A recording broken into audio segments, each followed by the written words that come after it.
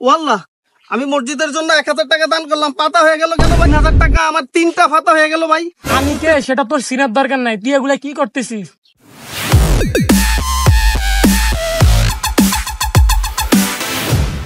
ভাই মসজিদের জন্য কিছু দান করে যান, 1 টাকা দান করলে 70 টাকা সওয়াব পাবেন। মসজিদে কিছু দান করে যান, জন্য দান করে যান, 1 টাকা দান করলে 70 গুণ সওয়াব পাবেন। এ ভাই মসজিদের জন্য দান করে যান, মসজিদের জন্য দান করে যান। মসজিদের জন্য দান করলে আল্লাহ আপনার ধন সম্পদে বরকত দিয়ে দেবে। এ ভাই মসজিদের জন্য টাকা তুলতেছেন নাকি? হ্যাঁ ভাই, আমরা মসজিদের জন্য টাকা তুলতেছি, আপনি কিছু দান করে যান মসজিদের জন্য। আচ্ছা দাঁড়ান, আমি মসজিদের জন্য কিছু দান করতেছি। মসজিদের জন্য যখন দান করব তাহলে 1000 টাকাই দান করি। ওয়াল্লাহ, আমি মসজিদের জন্য 1000 টাকা দান করলাম, পাতা হয়ে গেল কেন ভাই? আপনি কি মসজিদের টাকা নিয়ে মস্করা করতেছেন নাকি? আরে ভাই, আমি তো আপনাদের সামনে 1000 টাকার নোট দিছি, এখন এই টাকাটা কিভাবে ফাতা হয়ে গেছে আমি নিজেই তো জানি না। এটা ভাই আপনি টাকা দিলে দিবেন, না দিলে নাই। মসজিদের টাকা নিয়ে মস্করা করতেছেন কেন? হ্যাঁ, টাকার বদলে যে পাতা দিয়েছেন।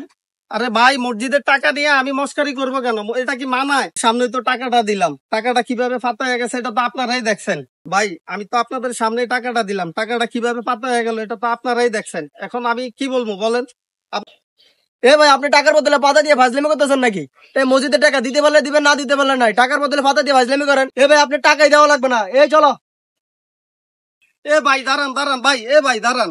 আমারও তো মন চায় মসজিদে টাকা দান করার জন্য, আমি আপনাদের সামনে টাকাটা দিলাম, টাকাটা কিভাবে যে ফাতা হয়ে গেল এটা তো আমিও বুঝতে পারতেছি না।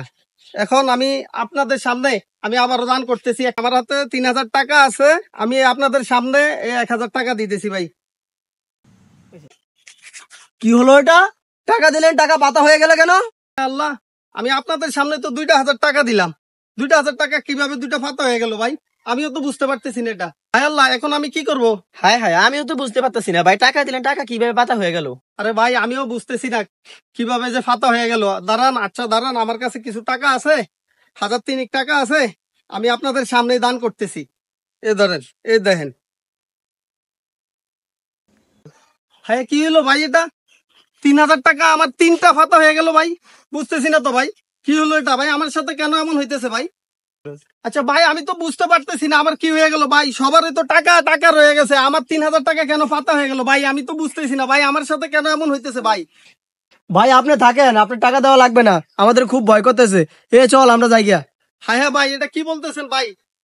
আল্লাহ, আমার সাথে কেন এমন হইতেছে? আল্লাহ, আমি তো দান করলাম, টাকা হয়ে গেল পাতা, আমার সাথে কেন এমন হইতেছে? আল্লাহ, আমি তো নিজেও বুঝতে পারতেছি না। আল্লাহ, আমি এখন কি করব? আল্লাহ আল্লাহ, আমি এখন কি করব? কোথায় যাব?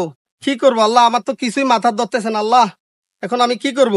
না, আমি এখন বাসার দিকে যাই গিয়া, আমার সাথে কি হচ্ছে আমি নিজেও বুঝতেছি না। না,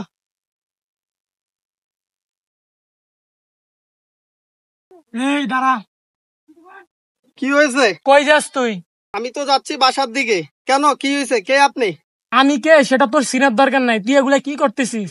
আমার টাকা ফাতা হয় কেন? হুজুর হয়তো জানতে পারে। আচ্ছা দেখি হুজুরে কি বলে। আচ্ছা হুজুর, আজকে আমার সাথে একটা কাহিনী হয়েছে, আপনি কি বলতে পারবেন? আচ্ছা কি হয়েছে বল। আচ্ছা হুজুর, আজকে আমি মসজিদের জন্য কয়েক হাজার টাকা দান করছিলাম, এখন টাকাগুলো পাতা হয়ে গেছে, আপনি কি একটু বলতে পারবেন? আচ্ছা, তোর টাকা ফাতে যায়, তুই কি করস আগে সেটা বল আমারে। আচ্ছা হুজুর, আমি তো ব্যবসা করি। আচ্ছা, তুই কিসের ব্যবসা করস? সুদের ব্যবসা করস? এই সুদের ব্যবসা করে আবার সুদের টাকা আমার মসজিদে দান করস, এটা ফাতে হইব না, এটা কি হইব? তুই সুদের টাকা মসজিদে দান করস, আল্লাহ তাআলা এই সুদের টাকা গ্রহণ করে না, অসৎ কাজের টাকা গ্রহণ করে না। আসলে কথা তো ঠিকই, আমি তো মানুষের কাছে সুদের পে টাকা লাগাই, অন্যায় ভাবে টাকা নেই। আমি তো আসলে কখনো ভাইবাও দেখি না যে হারামের টাকা দিয়া মসজিদে দান করা যায় না। হায় হায় হুজুর, এতদিন আমি অন্যায় পথে টাকা কামাই করছি, এতদিন আমি কি আল্লাহ, তুমি আমারে মাফ করে দিও, আমি তো কাজটা ঠিক করতেছি না। আল্লাহ, তুই কি জানোস না সুদ নেওয়া এবং দেওয়া হারাম? তুই আজ থেকে সুদের ব্যবসা বন্ধ করে দিবি, আল্লাহ তোরা মাফ করে দিবি।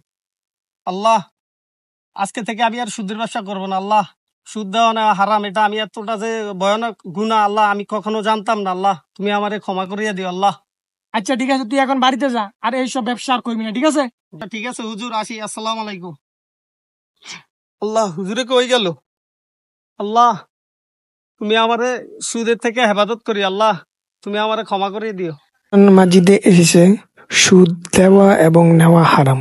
যারা সুদ দেয় এবং নেয় তাদের জন্য রয়েছে কঠিন শাস্তি কাল কিয়ামতের দিন। তাই আমরা সবাই সুদ থেকে দূরে থাকবো আমরা সুদ নিব না এবং মানুষকে আমরা সুদ দিব না।